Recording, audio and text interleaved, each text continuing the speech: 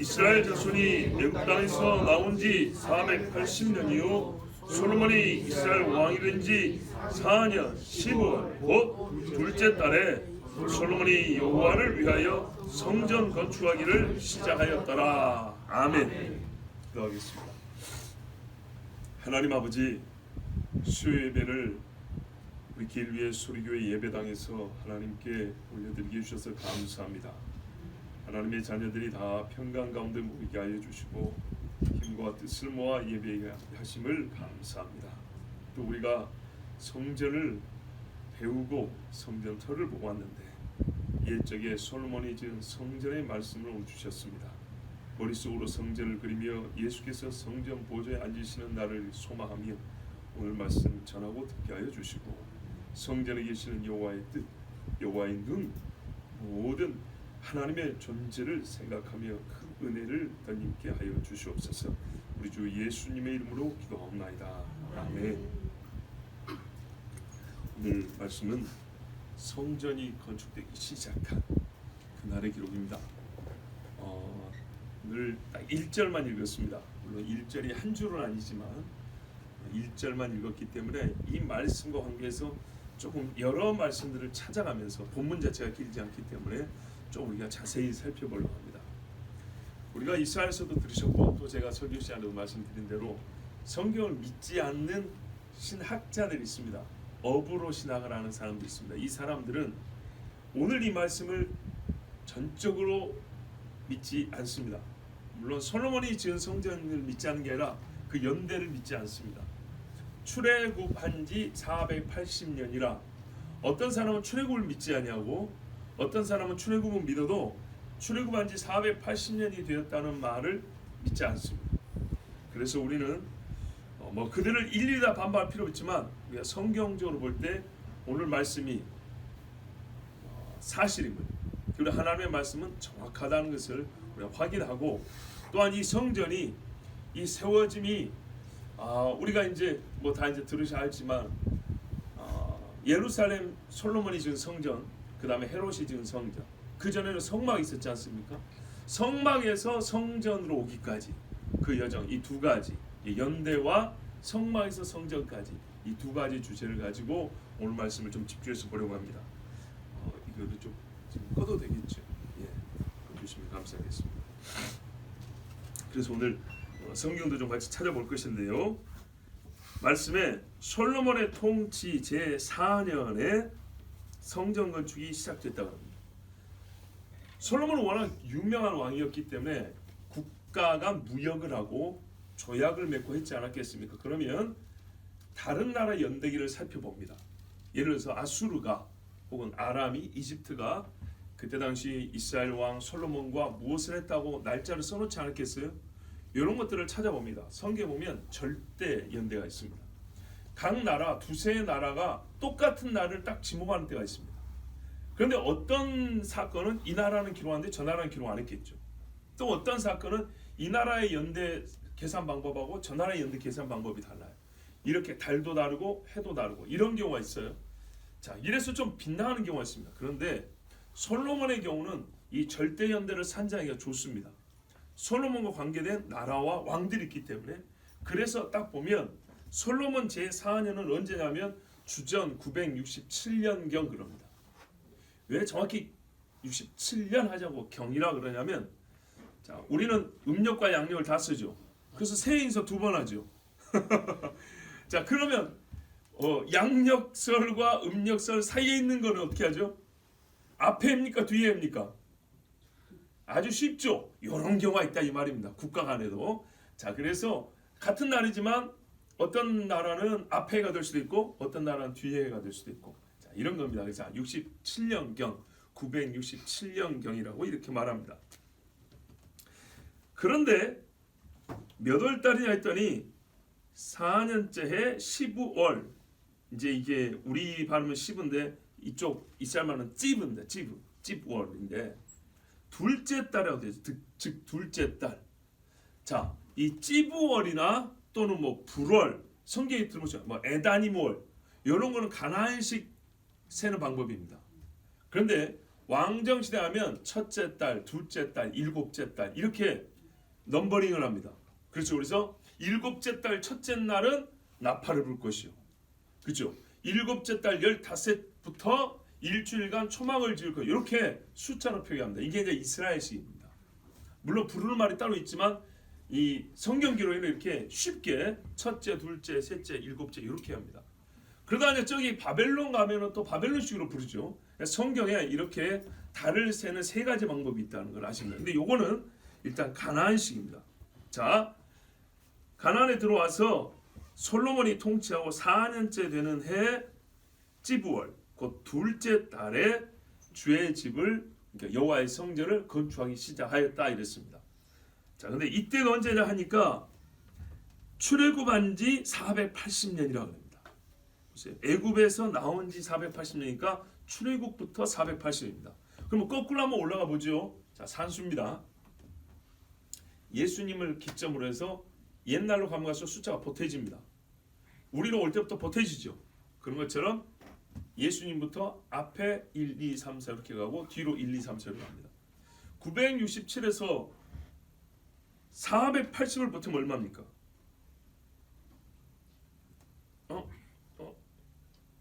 그렇죠. 얼마 나옵니까? 1400? 1447. 그렇죠. 1447이죠. 역시 선생님 감사합니다. 1447년이 나옵니다. 480년을 나옵니다. 그러면 아까 말씀드린 대로 각 나라마다 해를 세는 방법이 좀 다르다 그랬죠. 그래서 옛날에 성경대로 믿는 우리의 선배들은 이 말씀 그대로 믿은 거예요. 주전 1445년 이전에 출애굽하였다 이렇게 말합니다. 왜? 절대연대를 보니까 솔로몬 4년은 967년경이란 말이에요.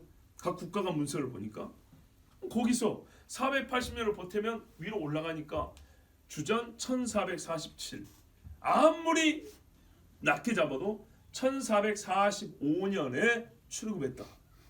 그래서 예수님까지 모세와 예수님이 1500년이란 말이 그래서 나온 겁니다.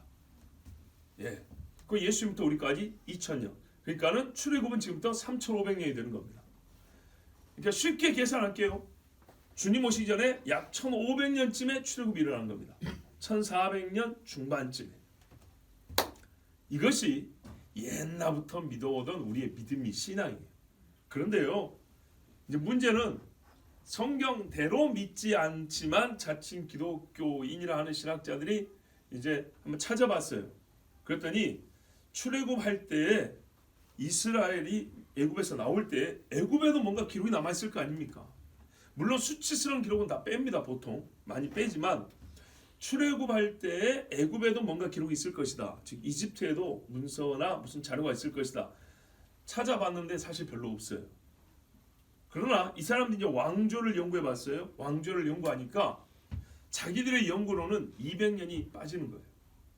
1250년쯤에 출애굽했다 하더라도 물론 이들이 말한 출애굽은 거대한 무리가 나가는 게 아니라 나라가 약하니까 서서히 빼나가는 식입니다. 그렇지만 하여튼 그들이 말한 출애굽은 1250이고 홍해라는 것도 없습니다. 자, 200년이 늦춰져 버렸죠. 200년이 왜 이렇게 늦춰졌을까요? 그러면 이스라엘 연대가 전부 다 200년 밀려야 되죠. 200년 밀려야 되는데 밀릴 수 없기 때문에 사사시대를 줄여버립니다. 사사시대가 약 400년인데 확 줄여버립니다. 자, 왜 이렇게 밀렸냐면 애굽에 왕조가 있어요. 왕조가 이렇게. 우리는 이씨 왕조라고 그러잖아요. 왕이 바뀌는 걸 왕조라 하지 않고 집안을 보면 돼요. 왕씨 집안이면 하나의 왕조고 이씨 집안이 하나의 왕조예요. 그러니까 쉽게 말하면 애굽에서 이씨가 다스리다가 왕씨로 바뀌었고 김씨로 바뀌고 정씨로 바뀌고 이렇게 바뀌는 것을 쭉 보니까 이렇게 긴 거예요. 그리고 요 끄트머리에 이스라엘이 나왔다는 겁니다. 그러니까 이게 BC 1200년대가 나온 거예요. 그런데 최근 들어서 다시 조사해 보니까 이거는 당신들 실수다. 왜냐? 야, 정씨가 다 죽고 왕씨가 나오고 왕씨가 다 죽고 이씨가 나왔겠냐? 반란 일으키지 않냐? 반란. 그러면 뭐예요? 겹치는 부분이 있다는 거죠. 겹치는 부분. 그렇죠? 지금도 각 나라에 보면 내전 중인 나라는 서로 자기가 정식 정부라고 하면서 겹쳐 있잖아. 두 개가 같이. 하나가 세워있는데 자, 이 씨가 500년이지만 400년쯤부터 김 씨가 들어와가지고 100년이 겹친다고요. 예를 들면 이렇게 해서 겹친 부분을 빼면 느리지 말고 얘도 500년 했다 하지 얘는 300년 했다 그러지 그럼 800년인데 겹치는 부분이 100년이면 700년이죠. 그럼 100년 위로 올려야 되죠. 이렇게 올리면 애굽의 역사가 거의 300년 가까이 위로 올라가야 됩니다. 그러면 이스라엘의 출애굽은 역시나 1400년대 중반으로 나옵니다. 고고학적으로도 그렇습니다. 그런데 그렇게 복잡하게 할 필요 없이 성경대로 믿으면 되겠죠? 예, 성경대로 믿으면 돼요. 자, 참고하여 우리 말씀 좀 찾아볼게요. 사사기 11장 보시겠습니까? 사사기 11장.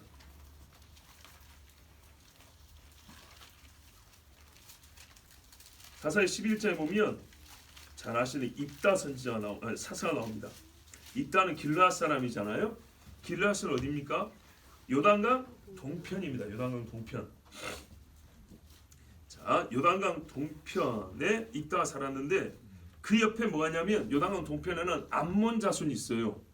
예, 암몬이 그 요단강 동편 길르앗 바로 그 지역 옆에 있거든요. 자, 암몬이 요 요단강 동편을 쳐들어왔는데 이제 사람들이 죽게 생겼으니까 입다를 불렀지 않습니까? 뭐 차별자식이냐 쫓아냈다가 다시 불렀어요. 싸움을 잘하니까. 그런데 입다가 먼저요 암몬 사람과 싸우기 전에 먼저 역사 논쟁을 합니다. 왜 그랬냐? 암몬 사람들이 뭐라 하냐면 너희 이스라엘이 출애굽에서 오면서 불법 점유한 거 아니냐? 내놔라 이렇게 말한 겁니다. 이제 입다가 야 불법 점유는 뭐가 불법 점유야? 우리 하나님이 준 땅이야. 너희들도 너희 신이 줬다고 찾아고 살지. 똑같아. 우리도 우리 하나님 준 거야. 그리고 말이야. 불법 점유했으면 진작부터 달라 그래야지.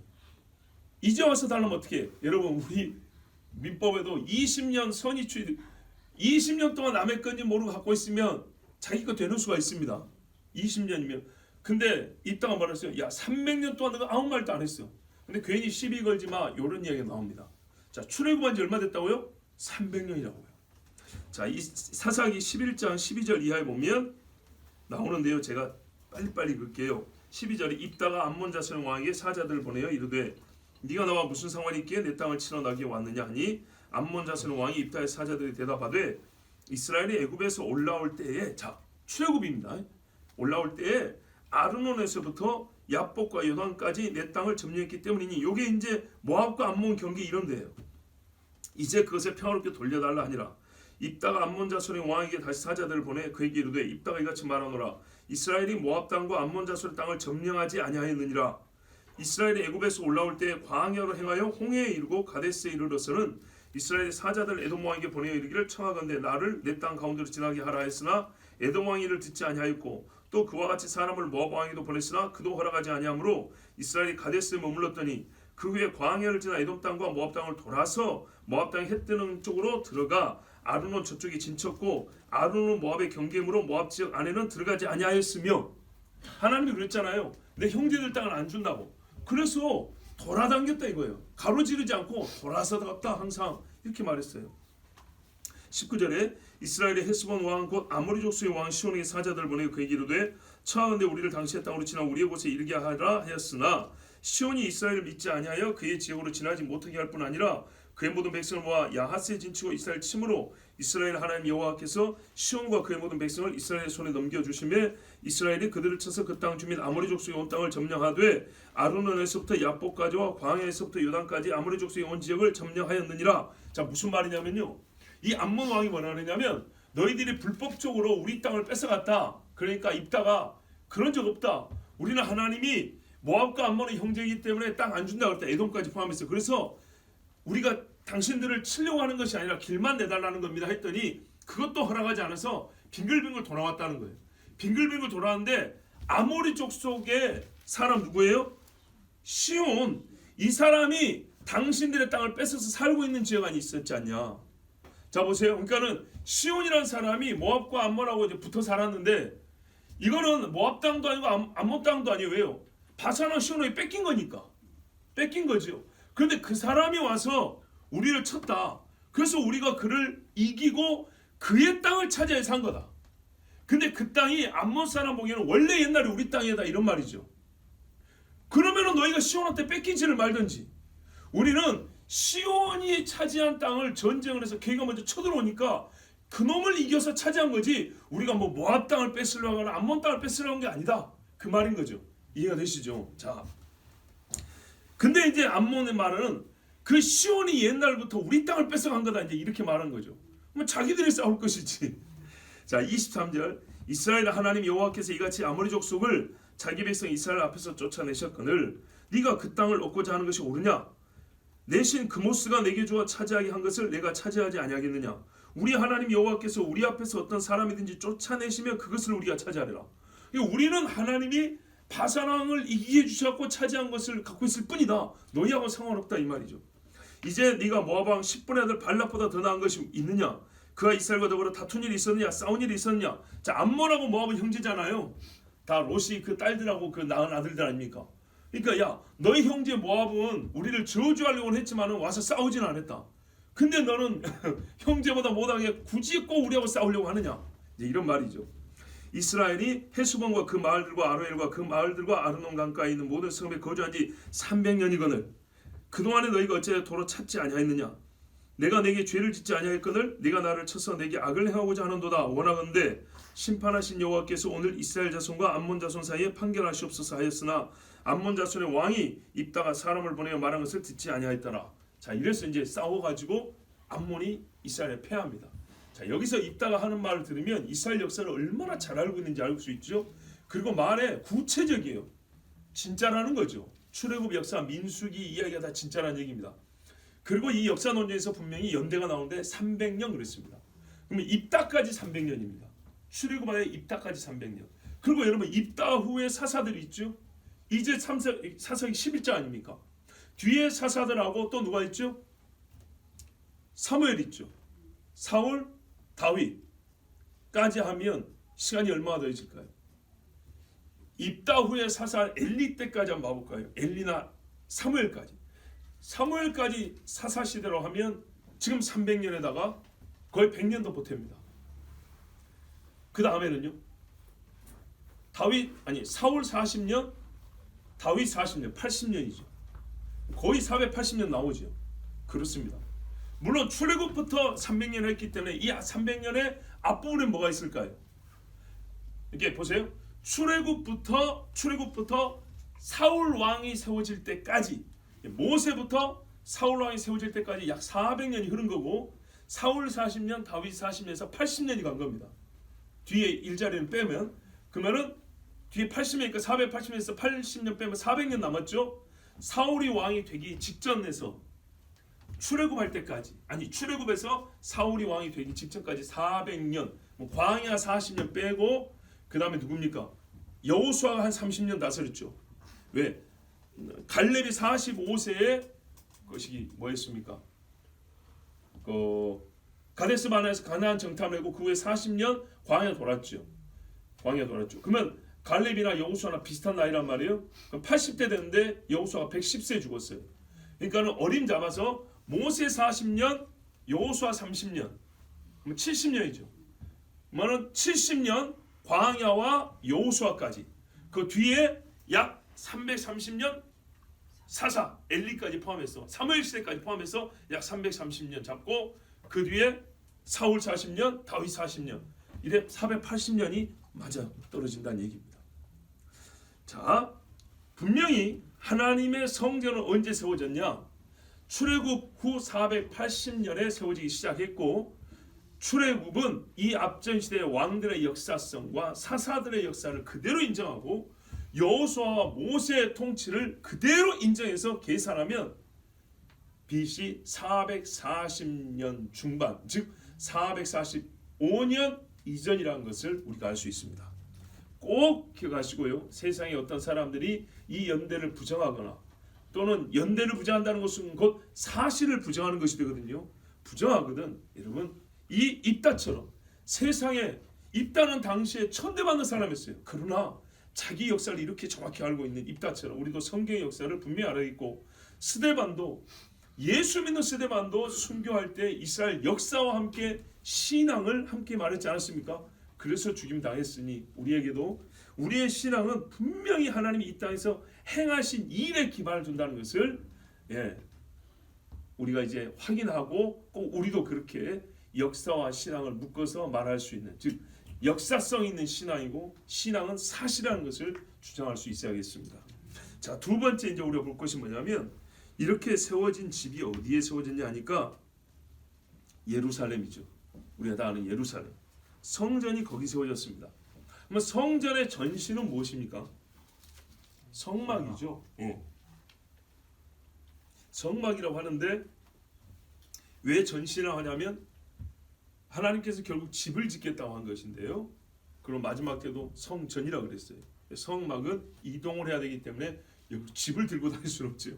우리가 말하는 그런 큰 돌로 만든 집을 못 들고 다니죠. 그래서 임시초소로 성막을 지었다고 해요. 막으로 지었는데 그걸 그대로 받아다가 성전화했지만 일부 다른 것들이 있습니다. 사이즈만 다른 게 아니라 수량과 기능이 좀 달라진 것들이 있습니다. 성막에는 방이 없습니다. 성전에는 방이 있습니다. 성막은 1층이지만 성전은 3층입니다. 등등등 같은 것도 있지만 다른 것들이 있어요. 자, 그렇지만 본질적인 성격은 같다입니다. 그랬을 때 성막에서부터 성전까지, 즉 여호와의 임재, 임마누엘, 우리와 함께 거하시는 하나님을 말하고 있는 의미적 상징이 아니라 실제로 임마누엘을 하시는 하나님이 여기 있다는 것을 가시화시킨, 실제로 계시는데 우리가 실제로 하나님 눈으로 볼 수 없잖아요. 그래서 그걸 우리가 볼 수 있게 한 곳, 우리가 주를 섬기게 할 수 있게 한 곳이 성막, 성전인데 어떻게 여기까지 왔냐 하면, 자, 성막에서 성전까지 옮겨진 장소, 광야는 그냥 하나로 보고요. 광야에서 예루살렘까지 몇 번에 걸쳐서 성막이 다시 세워지고 이동하였을까요? 분명히 여러분 들은 적이 있습니다. 예? 우리 제사장 한번 말해 보십시오. 몇 번인 것 같아요? 그건 성막이 아니죠. 법궤가 그냥 뺏긴 거지. 성막을 세운 것. 몇 번인가요? 광야는 하나로 치고. 아니, 몇 번이냐고요? 3번. 여러분 성전연구소에서 분명히 5번이나 들었어요. 그 비디오에서 5번이나 나왔어요. 한번 보실까요? 첫 번째 광야. 그렇죠? 광야는 전체로 한 장소입니다. 이스라엘 들어가기 전에 광야 한번 있었고요. 그 다음에 어디입니까? 세겜입니다. 세겜. 여호수아 24장 25절에서 28절입니다. 여러분이 손빠름으로 찾아보시고요. 제가 읽어드릴게요. 24장 25절을 보면 그날의 여호수아가 세겜에서 백성으로 더불어 언약을 세우고 그들을 위하여 율례와 법도를 베풀었더라. 그러니까 너의 섬길 자를 택하라. 거기 세겜이죠. 여호수아가 이 모든 말씀을 하나님의 율법책에 기록하고, 자, 여기서 그래서 여호수아가 율법책에 가피레아보다는 모세의 남은 부분을 여호수아 썼다라고 말할 수 있다고 그랬죠. 기록하고 큰 돌을 취하여 거기 여호와의 성소 곁에 있는 상수리 나무 아래 세우고 그랬어요. 근데 예전에 또 여러분 세겜이 뭐가 있었죠? 그렇죠. 야곱이 자기 집안에 있는 더러운 것들을 싹 끌어다가 묶고 간 데가 상수리 나무죠. 아마 거기지 않을까, 혹은 그 근방이라고 보는데요. 분명히 여호와의 성소 곁에 있는 상수리 나무 아래 세우고, 돌이 이렇게 이제 증거로 되어 있는 거예요. 그 열이 뭡니까? 그렇죠. 길갈에 세운 것들처럼. 모든 백성이 이르되 보라, 이 돌이 우리에게 증거가 되리니 이는 여호와께서 우리에게 하신 모든 말씀을 이 돌이 들었음이라. 그런즉 너희로 너희 하나님을 배반치 않게 하도록 이 돌이 증거가 되리라 하고 백성을 보내어 각기 기업으로 돌아가게 하였더라. 그러니까 가나안에 들어가서 세겜에 모아서 하나님과 약속을 하고 또 기록하고 증거도를 딱 세우고 집으로 갔는데 거기 뭐였냐면 여호와의 성소가 있었다 했습니다. 자, 그 다음에 사사기 21장에 보면 그 베냐민 지파 다 죽여버리고 남은 사람들 어떻게 해야 됩니까? 장가 보내야 되는데 여자가 없다 그랬죠. 왜? 우리가 안 준다 했으니까. 그래서 맹세하지 마라 그랬는데 꼭 쓸데없이 맹세해가지고 이제 씨가 마르게 됐어요. 그럼 어떻게 했습니까? 어차피 실로에 가면 여호와의 절기가 있다. 절기 어디서 지켜요? 성소인데 지키겠죠.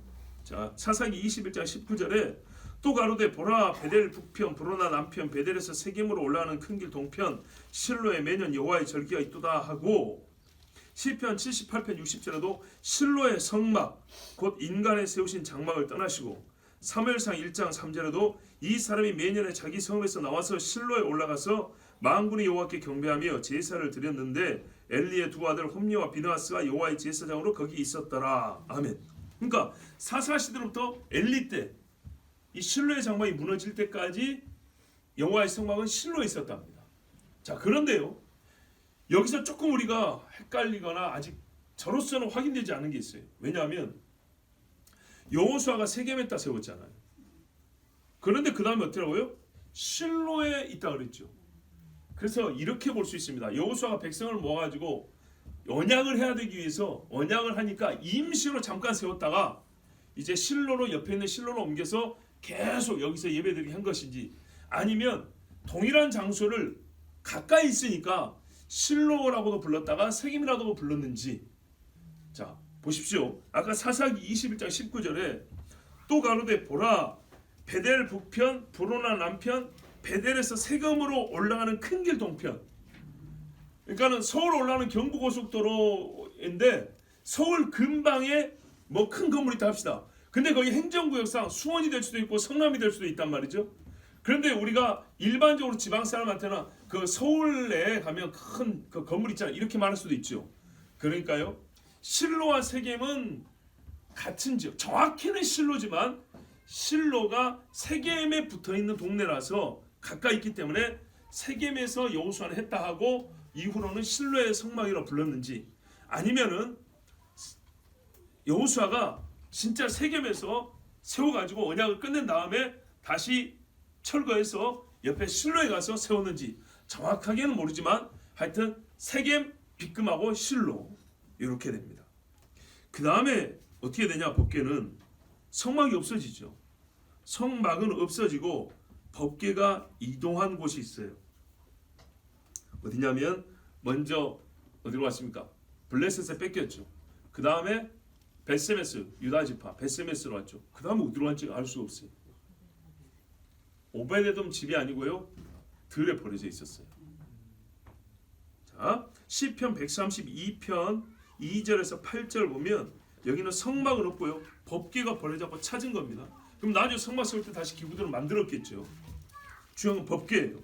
132편 2절 이하에 보면 그가 여호와께 맹세하며 야곱의 전능자에게 서원하기를, 이게 다윗이에요. 다윗의 서원이에요.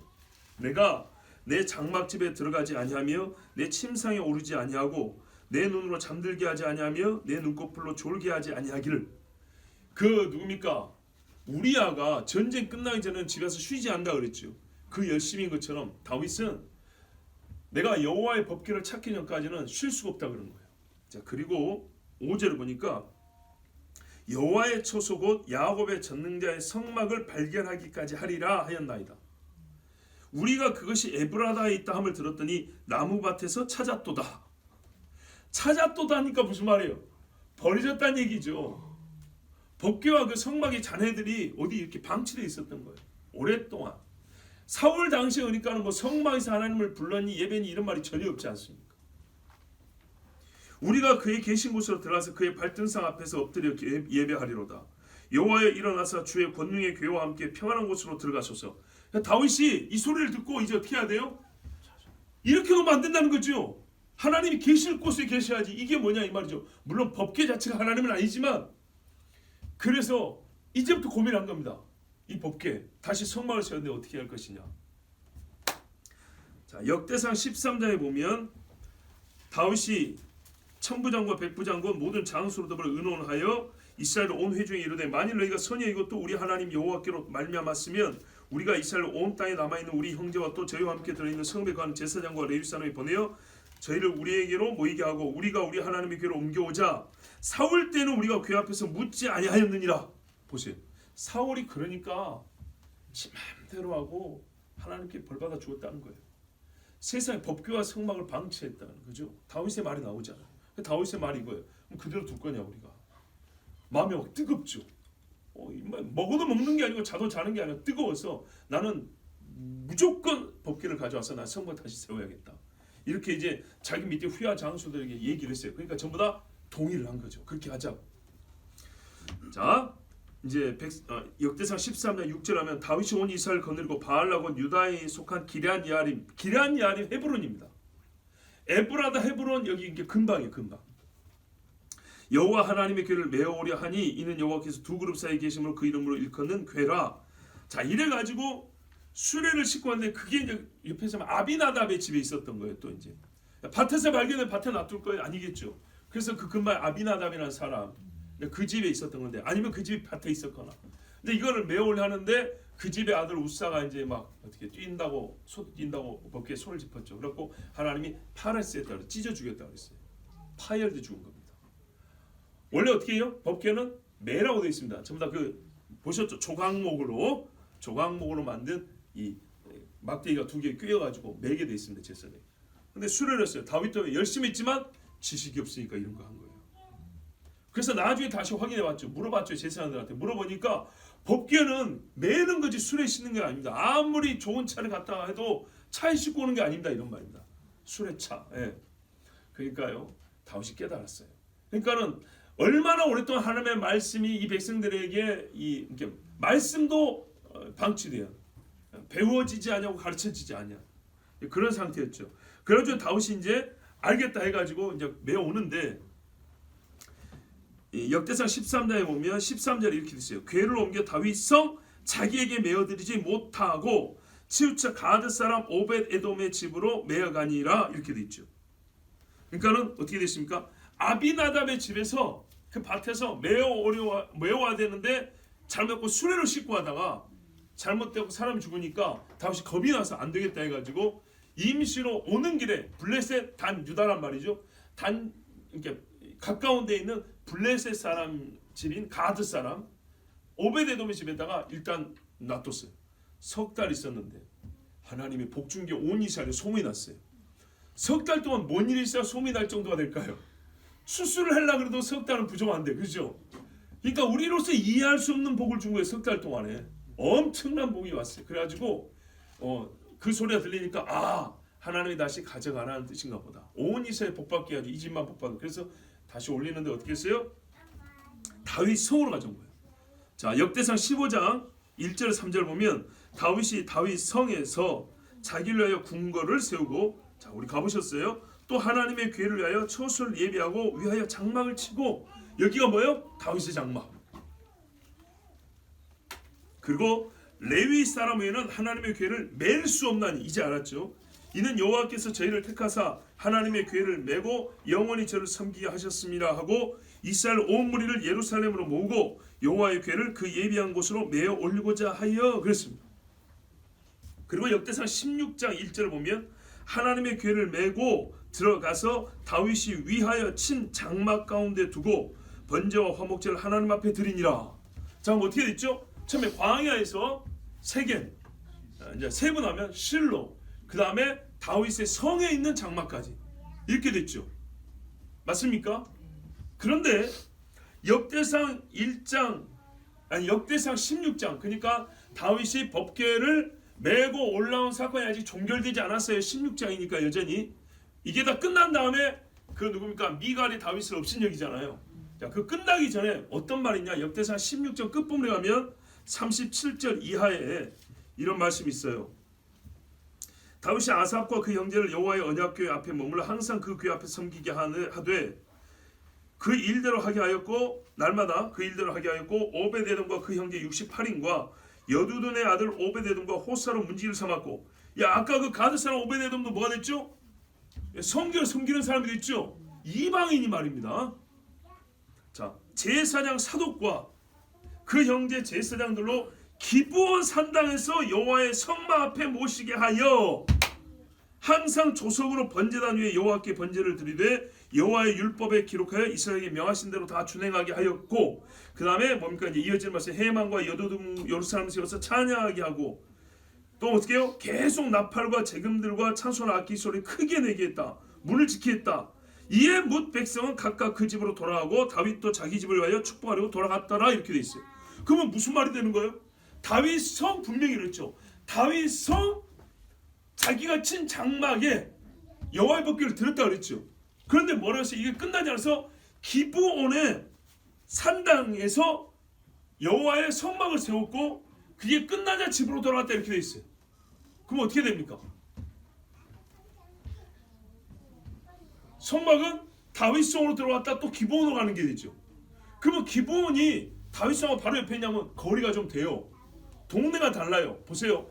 기브온은 여호수아가 가나안을 치러 왔을 때 이스라엘에게 항복한 동네잖아요. 그리고 예루살렘이라는 것은 곧 여부수 족속의 성이란 말이죠.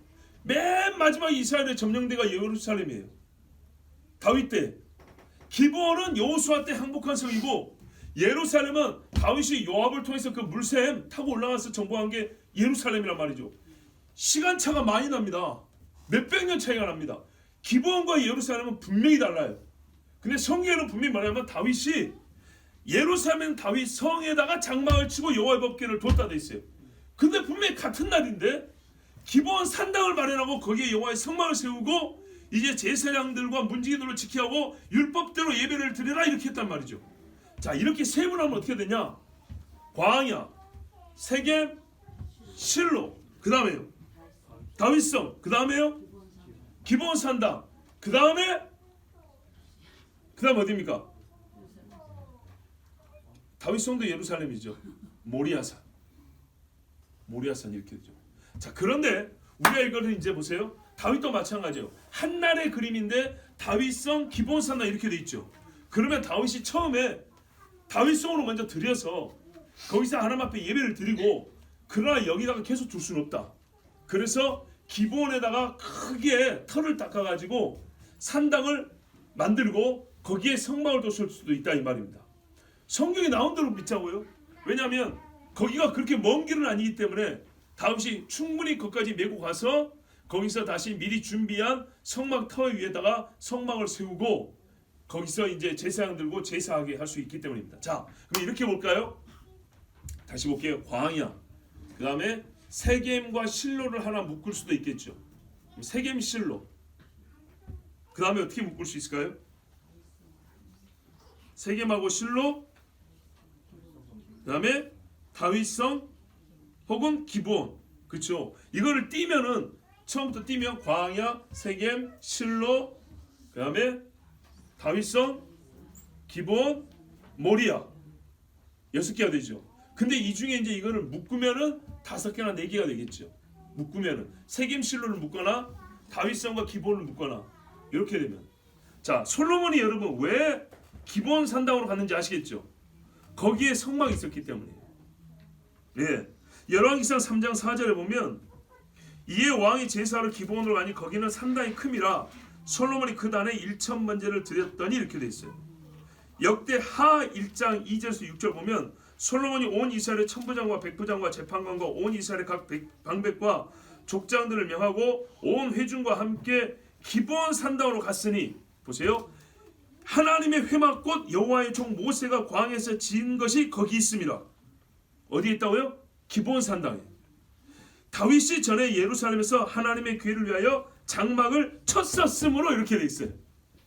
그러니까 분명히 다윗이 예루살렘에서 하나님의 교회를 장막을 쳤죠. 쳤는데 솔로몬 시대에 가니까 성막이 어디 있어요? 기브온에 있다는 거죠. 기브온에. 다시 읽어드릴게요. 기브온 산당으로 갔으니 하나님의 회막 곧 여호와의 종 모세가 광야에서 지은 것이 거기 있습니다. 솔로몬이 거기 갔다는 거예요. 다윗이 전에 예루살렘에서 하나님의 교회를 위하여 장막을 쳤었으므로 그 교회는 다윗이 이미 기럇 여아림에서부터 위하여 예비한 곳으로 메어 올렸고 여째게 훌의 손자 우리 아들 부살렐에 지은 놋단은 여호와의 장막 앞에 있더라. 자, 부살렐과 오홀리압이라고 성막 만들 때 아주 공교하게 이렇게 이렇게 놋 이렇게 만들었던 사람도 있죠. 요 훌의 아론의 한쪽 손, 아니 모세 한쪽 손 들었던 훌의 누구요? 손자 부살렐이 있어요. 요 부살렐이 그거 만드는 사람 중에 한 사람이었거든요. 성막 기구 만드는 사람 중에 한 사람. 자, 그때 만든 놋단도 어디에 있더라고요? 기본에 있더라는 거죠. 다윗이 그것도 찾아왔어요. 솔로몬이 회중으로 더불어 나아가서 여호와 앞 곧 회막 앞에 있는 놋단에 이르러 그 위에 일천 희생으로 번제를 드렸더라. 자, 그러니까요, 역대하 1장과 열왕기상 3장에 확인해 보면 솔로몬은 기본에 가서 하나님께 1,000번제를 드렸는데 이 기본을 뭐라고 설명하냐면 모세가 광야에서 지은 성막이 있는 곳, 하나님의 회막이 있는 곳이다 이렇게 했고, 근데 이 회막이 전에 다윗 때에는 다윗이 자기 성 예루살렘에 있는 다윗 자기 성에다가 하나님의 장막을 친 적도 있다 이렇게 돼 있다고요. 그러니까는 세분할 수 있겠어요. 잊지 않게 광야, 세겜, 실로, 다윗성, 이게 다윗성은 임시 또는 세겜과 다윗성은 임시. 다시 광야, 임시 세겜, 실로, 임시 다윗성, 기브온. 그 다음에 마지막 모리아산. 예. 자, 이 모리아산이 우리가 가본 곳이고 또 마지막 솔로몬 때 성경이 세워진 것이고 앞으로 세워질 것인데, 여기가 원래는 누구 땅이라고 했습니까? 여부스 족속 오르난 아라우나. 발음에 따라 좀 다르죠. 비슷하죠? 오르난 아라우나. 다윗이요 여부스 족속을 치고 예루살렘을 점령했는데 여부스 사람들 다 죽이진 않고 그들의 사유지가 일부 남아 있었어요. 근데 그 제일 높은 산에 오르난이라는 사람이 자기 사유지를 갖고 있었는데 거기 타작하는 마당이었어요. 넓은 타작 마당. 다윗이 그걸 뺏지는 않고 있었죠. 언젠가 성전 지역이 있는데 하나님이 합법적으로 얻게 해주셨어요. 아합은 누굽니까? 나봇의 포도를 억지로 뺏었죠. 죽여서. 다윗은 그러지 않았어요. 근데 하나님께서 참 우리가 죄를 짓지만 하나님은 선한 길로 인도하시잖아요. 다윗이 인구조사에서 사람을 의지해서 하나님께 벌을 받았는데 하필이 아니라 하나님의 섭리 가운데 칼을 든 천사가 어디에 섰냐면 오르난의 타작마당에 서버린 거예요. 타작마당이니까 그 성전산이잖아요. 성전산에서 딱 섰으니 바로 맞은편에 다윗성이 있잖아요. 다윗이 딱 보니까 이 산 골짜기 넘어 저 산에 하나님의 천사가, 거대한 천사가 칼을 들고 죽이려고 눈에 불이 그냥 확 타고 있는 거예요. 다윗이 얼마나 겁이 납니까? 자, 그러니까 어떻게 해요? 하나님께 저희 가서 내가 제사를 지내야 되겠다 했겠죠. 근데 사유지잖아요. 그럼 말 한 대로 알아먹겠습니까? 이 여부스 족속이? 물론 왕이니까 겁이 나서 아유 알아서 하십시오 하겠죠. 그러나 하나님을 모르는 백성이기 때문에 그 마음이 다윗에게 오히려 불만을 가질 수 있습니다. 억지로 뺏었단 말이에요. 근데 하나님의 섭리가 얼마나 놀랍냐. 한번 우리 성경을 보면요. 역대상 21장 18절부터 22장 1절인데요. 여러분 눈으로 보시고 제가 부분 읽겠습니다. 역대상 21장 18절 이하에 보면 그때 주의 천사가 갓에게 명령하여 다윗에게 이르기를 다윗은 올라가 여부스 족속 오르난의 타작마당에서 주께 제단을 쌓으라 그랬어요. 자, 천사가 서가지고 이제 막 죽이라 하니까 하나님이 됐다 그랬죠. 됐다 그랬는데 선지자를 통하여서 다윗에게도 말씀하셨어요.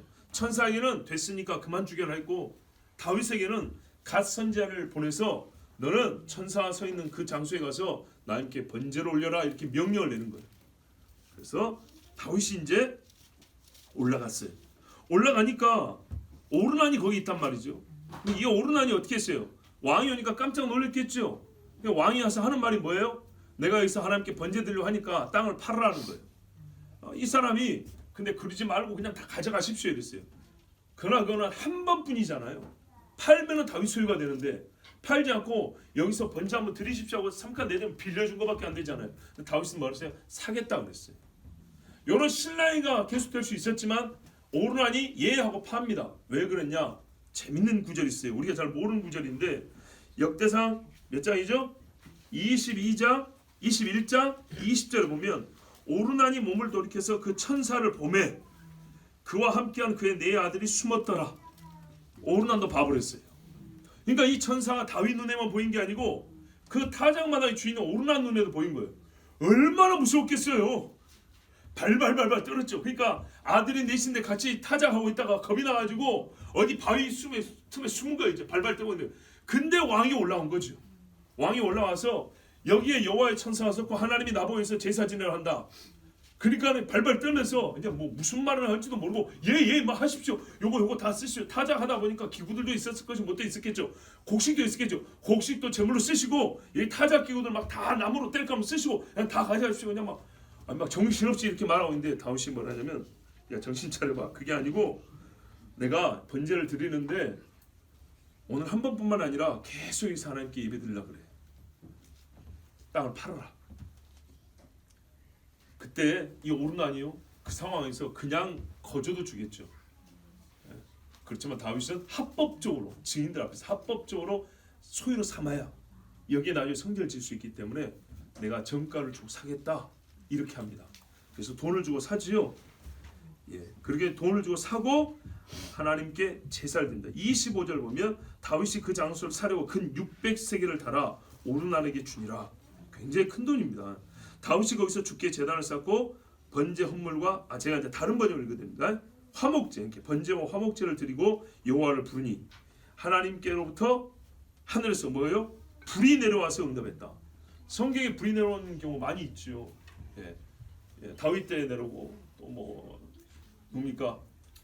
삼손 때 또 내려오고 엘리야 때는 나중에 내려오고 솔로몬. 그러니까 엘리야 때 불은 이전에 경험치들이 있기 때문에 엘리야가 하나님께 충분히 구할 수 있었고 엘리야 때가 처음이 아니고 그 이전에 여호와를 경외하는 자들이 하나님의 불을 이미 많이 내려주셨어요. 자, 하여튼 이때 불이 내려와서 하나님께서 그 제물을 다 살라서 받으셨습니다. 29절에 보면 이는 모세가 광야에서 만든 주의 성막과 번제 헌물 제단이 그때의 기본의 산당에 있었으나 이렇게 돼 있죠. 그러니까는 다윗이 왕이 되었을 때 다윗이 장막 임시로 쳤다가 기본 산당에다가 성막을 세웠고 거기서 계속 하나님께 제물을 드리고 제사 지냈는데 이제 이 오르난의 타작마당에 천사가 나타나 하나님께서 번제를 드리려 할 때부터 어떻게 해요? 이제 확신했다 이거죠. 여기구나. 여기에 내가 성전을 세웠다고 하고 이제 본격적 준비를 합니다. 다윗이 주의 천사의 칼로 인해 두려워서 감히 그것 앞에 가서 엿주지 못했고 그러면서 말하냐 22장 1절이 정말 중요한데요. 역대상 22장 1절 같이 읽습니다. 시작.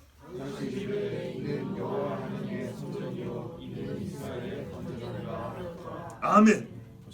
다윗이 이 오르난의 타작 마당에서 제사를 지내고 하나님이 받자마자 기본에 지금 성막이 있는데도 불구하고 여기가 진짜 하나님의 집이고 여기가 하나님께 번제드릴 제단이라고 거기서 선포를 합니다.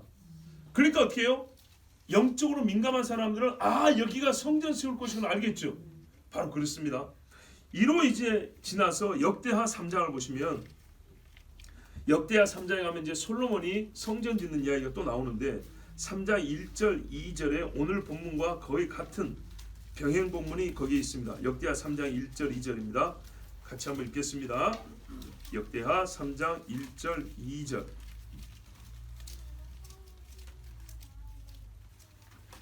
시작. 그때 솔로몬이 예루살렘의 모리아 산에 여호와의 집을 거기 쌓았는데 그래서 그의 아버지 다윗에게 나타나신 곳이요 여부수 족속 타작마당에 것이 그가 솔로몬이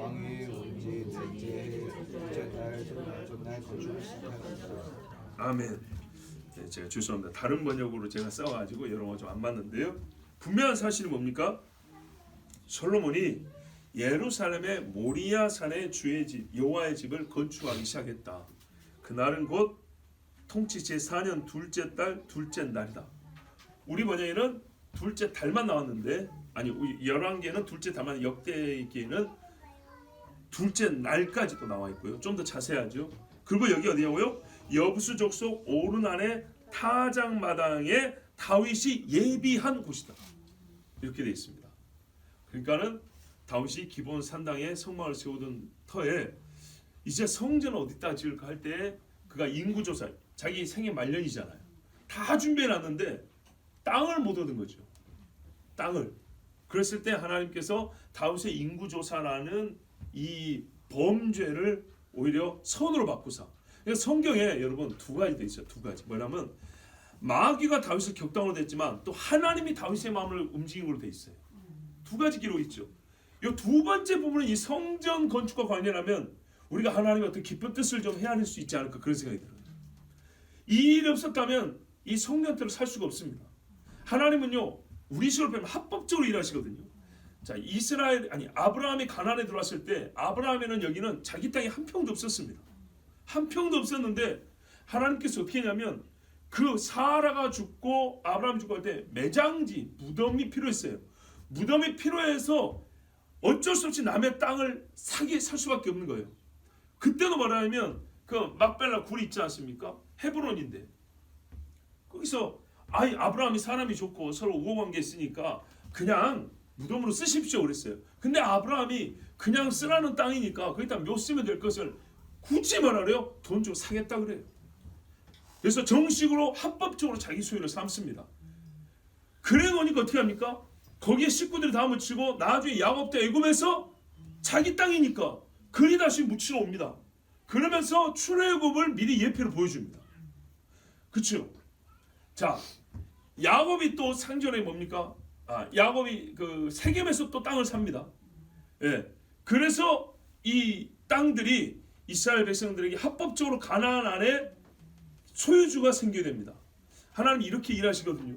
그래서 이 오르난의 타작 마당도 다윗이 억지로 뺏었다느니 지금 뭐 팔레스타인 사람들이 뭐 억지로 이스라엘 뺏으니 이런 소리 하는데 그런 것이 아니고 그런 이유가 아니고 분명히 하나님께서 합법적으로 다윗의 사유지 다윗의 땅이 되게 하셔서 이스라엘 전체 땅 중에서도 다윗의 땅이 되게 하셔서 거기에 성전을 짓게 하신 겁니다.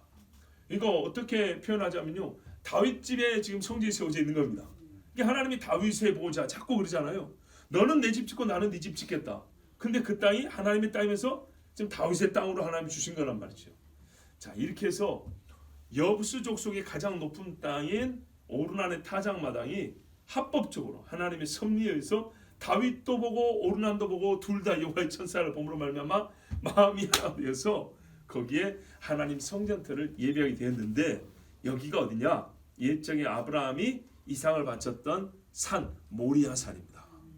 이렇게 성경에 저기 가르쳐 주는데도 우리가 창세기를 볼 때 내가 너에게 지정한 땅 그 산으로 가라. 거기는 모리아라 할 때 모리아가 그 어딘가 하여튼 멀리 있는 산으로만 생각을 해요. 그죠? 그냥 멀리 있는 산. 그러면서 우리 어릴 때 생각하면요, 이스라엘이라고 생각 못해요. 이스라엘이라고 생각 못하고 이스라엘 아닌 어느 지역에 있는 멀리 있는 산이라고 생각하는데 성경은 분명히 뭐라 하면 하나님께서 아브라함에게 아들 이삭 바치라는 그 모리아 산이 이스라엘에 있고 이스라엘 지금 우리가 말하는 이 성전산 여기다 이렇게 가르쳐 주셨어요.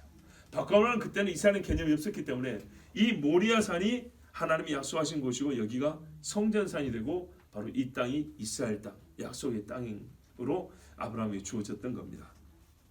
자, 이때 아브라함이 처음 모리아산에 왔을 때 아들을 바쳤잖아요. 바치고 나서 사람들이 그 땅을 뭐라고 불렀어요? 그 산을? 네, 여호와 이레라 불렀죠. 아브라함이 그곳의 이름을 여호와 이레라 하였으니 이날까지 사람들이 이르기를 여호와의 산에서 그것을 보리라 하느니라 그랬어요. 자, 제가 다른 번역입니다. 왜 이렇게 다른 번역이냐면 분명히 그것을 보리라 이렇게 돼 있기 때문에 뭘 보냐는 거죠. 그것이 뭐냐? 천사를 본다는 얘기인가요? 아니죠. 뭐 거기 가면 뭐 양이 한 마리 꼭 묶여 있다는 얘기가 그런 말이 아니죠. 이스라엘 사람들이 이것을 성전을 말합니다. 성전. 아브라함이 모리아에서 자기 아들을 칠 때 하나님께서 보여줬는데 약속하시면서 보여줬는데 그게 바로 성전이었다는 거예요. 성전의 환상을 봤다는 겁니다. 그래서 아브라함이 거기를 부르기를 이 산에서 내가 그걸 봤다. 너희들도 이 산에서 그걸 볼 거다 해서 여호와 이레, 이레가 야라 보다에서 왔다 그랬죠. 그래서 여호와 이레라 부른다 했다는 거예요. 그러니까 하나님께서 아브라함에게 약속하시고 다윗을 통하여 땅을 소유하게 하시고 솔로몬 때에 와서 평화의 때 하나님께서 주의 집을 이곳에 지으셨습니다. 그때까지 시간이 얼마 걸렸습니까? 1000년입니다. 아브라함부터 솔로몬까지 약 1000년의 시간이 지났습니다. 1000년 후에 하나님이 정확히 그 땅에, 여러분 우리가 정말 놀라야 됩니다. 같은 모양인데 같은 사이즈고 같은 기구를 만들면 여기도 좋고 저기도 좋은 거 아니냐? 아닙니다. 하나님의 눈은 한 곳에 정해져 있다 그랬습니다. 내 마음 있고 내 이름이 있다 그랬습니다. 신학자들 중에는 이거를 정말 무덤덤하게 여호와의 성전 신학, 그 중에는 뜨거운 사람도 있지만 무덤덤하게 이렇게 말하는 사람이 있고요. 중앙성소 신학 이렇게 말합니다. 아니 자기 집에서 예배하게 하지 꼭 하나님은 한 곳으로 모이라고 한다. 무슨 뭐 이 전체주의 통치 지배 체제인 것처럼. 그게 아니죠. 우리는 예배를 드릴 때 어떤 곳에서 어느 곳에서도 하나님을 예배할 수 있지만 하나님이 정하신 곳에 임하였을 때, 가서 예배했을 때 하나님의 임재도 있고 하나님의 약속하신 뜻을 거기서도 분명히 확인할 수 있다는 거 인정해야 합니다. 저도 이번에 개인 경험인데요. 사해에서 아침에 혼자 산에 올라가 봤어요. 한 2시간 갔다 왔는데 뭘 경험을 했냐면 묘한 마음이 들었는데 이걸 어떻게 표현하지 했는데 결국 이렇게밖에 표현할 수 없었어요. 좀 서투른 표현이지만 한국사는 가서 은혜를 심어주고 와야 되는데 감동을 만들어주고 와야 되는데 여기는 감동을 받고 온다 했어요. 정말이었어요. 놀라워요. 수십 번 오른 산도 그 영적인 느낌은 굉장히 항상 낯설고요. 바닥이에요, 바닥. 다시 심어주고 와야 되는 그런 느낌인데 딱 한 번 올랐는데 내가 받는다는 느낌이었어요. 야, 하나님께서 이걸 이제 한 1000배 만배로 곱하기 한다면 하나님이 정한 예배 장소라는 것이 그런 뜻이 있지 않을까. 예배자들에게 그런 어떤 감동이 있지 않을까. 정말 어설픈 표현이지만 이렇게 생각해 봅니다. 그리고 또 하나 다윗이 성전산에서 그러니까 모리아산에서 성전을 세우기 전에 하나님이 계시가 올 때까지 기다렸다는 거죠. 뜻이 있었지만 짓고 싶었지만 네 아들이라 그러니까 안 지었고요. 어딥니까? 짐작을 했지만 하나님이 지실 때까지 참았다는 거. 이것 또한 우리 배워야 됩니다. 하나님의 섭리는 장소와 때와 사람과 기구들까지 물건까지 모든 것을 다 준비하십니다. 그리고 더 놀라운 섭리가 하나 또 있습니다. 왜 다윗은 기본에다 산당을 세웠을까? 넓은 땅이 필요하다면 토목공사를 해서 평지를 만들면 되잖아요. 다윗성 옆에다가 어디 만들면 되잖아요. 감람산에 만들어도 되고. 근데 왜 기본인가요? 좀 떨어져 있는 도시 기본. 여러분 기본은 말 그대로 기본 사람들입니다. 이스라엘 사람들이 아니고요. 가나안에 남은 사람들입니다. 가나안에 남은 사람들이 있는 곳에 왜 거룩한 성막을 거기다 몇십 년 동안 세워놨을까요? 이거는 정말 다윗한테 물어봐야 되겠어요. 왜 그랬는지. 아니 헤브론도 있고 말이죠. 유다 산지도 얼마나 많은데 넓은 땅이 얼마나 많은데 왜 하필 기본에다 세웠냐 이 말이죠. 그런데 그 다윗에게 물어봐야 되겠지만 무슨 계시가 있는지 물어봐야 되겠지만 결과는 어떻게 됐냐 볼 때 이 기본 사람들이 나중에요 솔로몬 당시에도 성전 봉사자로 불립니다. 성경에 보면 느디님 사람 있죠. 에스라에 보면 느디님 사람들이 에스라가 돌아올 때 같이 온다 그랬어요. 레위인들 중에도 돌아오기 싫어가지고 뒤로 뺀 사람도 있어가지고 에스라한테 야단 엄청나게 들었어요. 성전 세우면 여기 세워진 성전 누가 봉사할 거야?